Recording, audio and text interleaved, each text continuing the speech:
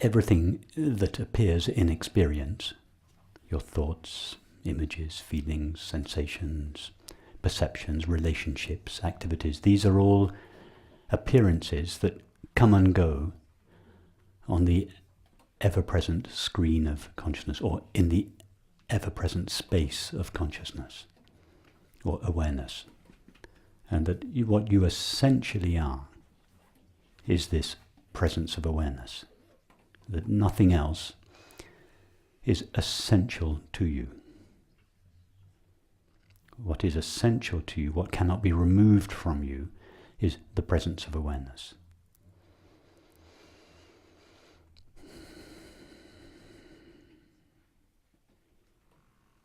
So is there, in this picture, in this model, is there room for love?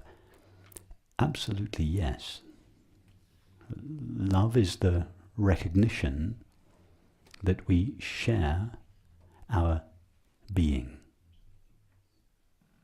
What I mean by our being is the same as what I mean by awareness. The aware being is another name for awareness. So what you essentially are, what you refer to when you say, I am, before that I am is qualified by experience, that is, qualified by any thought, feeling, sensation, perception, relationship, etc.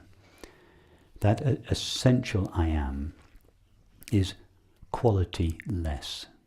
It has no features or qualities or characteristics. It is just pure being, pure self-aware being.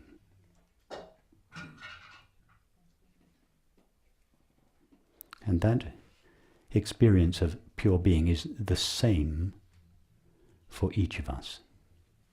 For instance, if everyone now were to take out a magical iPhone, the iPhone Mark 27, and take a snapshot of the entire range of their experience, that not just their visual perceptions, but their feelings, their thoughts, their sensations. If you could have a magical camera that captured the entire content of our experience, and everyone were to do this, and we were then to print each image, we would end up with 150 or so different images, because everybody's thoughts are different, everybody's feelings, even everybody's experience of my voice and the sight of this room is slightly different.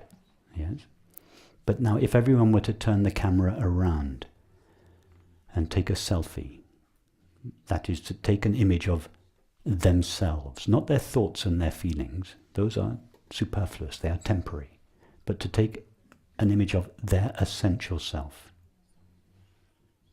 And then we printed all those images. What would be on the images?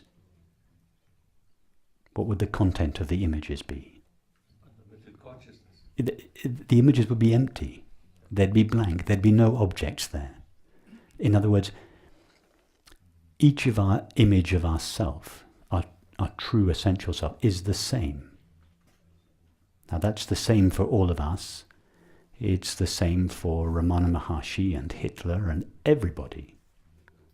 If we take a picture of our thoughts and feelings, our activities and relationships, they are all different. But if we turn it round and take a picture of our essential self, our essential being, that to which each of us refers when we say simply, I am, before I am is qualified by experience, is the same. Now, be open to the possibility that our essential being is shared. That there are not 155 individual beings in this room. There may be 155 individual thoughts. There may be 155 perceptions. But be open to the possibility that the being that each of us is, the self-aware being that shines in each of our minds as the knowledge I am, is the same being, refracted in each of our minds as the knowledge I am, or the knowledge I, or the knowledge of myself. But it is the same being.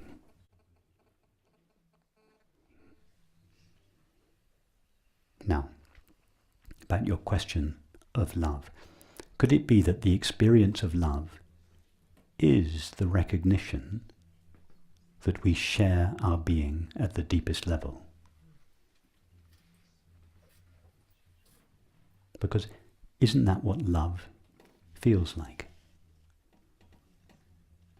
When you love someone, do you not feel, to a greater or lesser extent, that you are one with them? Isn't that what the feeling of love is? The feeling of being close. In fact, even closer than close. There are people in your life, or at times in your life, when you have felt at one. That you have felt that everything that divides you from the other melts away, and that you are one. Has anyone here not had that experience?